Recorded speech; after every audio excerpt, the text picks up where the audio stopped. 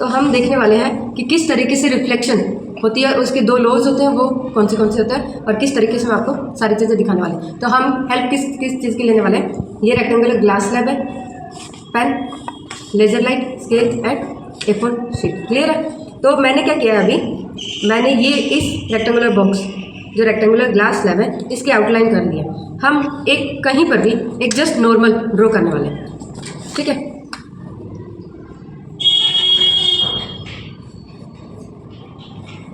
मैंने अभी normal draw कर दिया, एक परपेंडिकुलर लाइन ड्रॉ की है। ठीक है, हम रखते हैं ग्लास स्लैब को इसके ऊपर। इसके दो लोब होते हैं, रिफ्लेक्शन के दो लोब होते हैं, जिसके अंदर क्या होता है, जो हम अभी इस टॉर्च के थ्रू, लेजर लाइट के थ्रू हम जो लाइट देने वाले हैं वो इंसिडेंट लाइट होगी। क्लियर है। और इससे जो रिफ्लेक्ट बैक होगी वो रिफ्लेक्टेड रे होगी। तो क्या है, जैसे कि मैंने अभी दी, ये जो जा रही है रे, ये होगी आपकी इंसिडेंट लाइट, और ये रे इस ग्लास स्लैब से टकरा करके जो रिफ्लेक्शन, जो रिफ्लेक्टेड रे देगी, एक रे वापस होगी। ठीक है, रिवर्ट बैक होगी, उसे कहेंगे रिफ्लेक्टेड रे। क्लियर है। अब ये देखना है कि क्या ऐसा कुछ होता है, तो हम ये देखने वाले हैं। अब यहाँ देखना, अब देखो हो रही है। तो एक और चीज़ नोटिस करनी है, जो सेकंड लो है।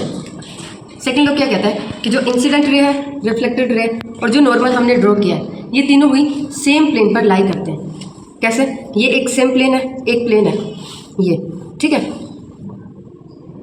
अब जैसे ही मैं इस लेजर लाइट के थ्रू इंसिडेंट रे देती हूँ, ऐसे करते हैं हम लाइट, अब ये देखना रिफ्लेक्टेड हो रही है। तो ऐसा तो नहीं है ना कि ये किसी और डायरेक्शन में जा रही है, मीन्स कि जो एंगल आई है और एंगल आर दोनों इक्वल होते हैं। अगर हमने इंसिडेंट रे के थ्रू नॉर्मल के साथ में अगर ये 30 डिग्री का एंगल बनाती है, तो नॉर्मल के साथ रिफ्लेक्टेड रे भी 30 डिग्री का ही एंगल बनाएगी। लेट्स से अब यहाँ देखो, ये हमने अब यहाँ पर आपको एक बार थोड़ा साइड देखो, ये आपने अभी इंसिडेंट रे का वो करना है, आपने मार्क कर दो इंसिडेंट रे। रुको, यहाँ कॉर्नर में जहाँ ये इंसिडेंट रे मीट करेगी। ठीक है, और ठीक उसी डायरेक्शन में उस तरफ में रिफ्लेक्टेड रे का करना कर दिया। अब यहाँ हम अगर इससे लाइन ड्रॉ करते हैं, मतलब कि ये इस तरीके से आई है, ये हमारी क्या होगी,